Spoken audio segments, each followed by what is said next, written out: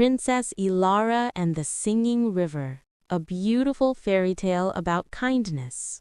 एक दफ़ा का जिक्र है कि शहज़ादी एलारा एक दरिया के पास रहती थी जो हर सुबह सूरज निकलने पर गुनगुनाता था।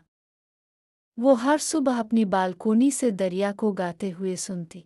वो ये यकीन रखती थी कि ये गीत उम्मीद लेकर आते हैं, मगर एक दिन दरिया ने गुनगुनाना बंद कर दिया।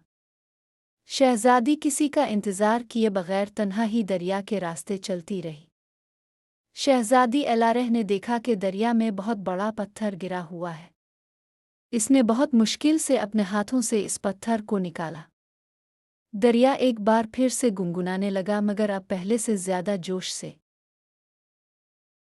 इस दिन शहज़ादी एलारा ने जाना कि असली शहंशाहियत ताज में नहीं है, बल्कि दूसरों का एहसास करने और मदद करने में है।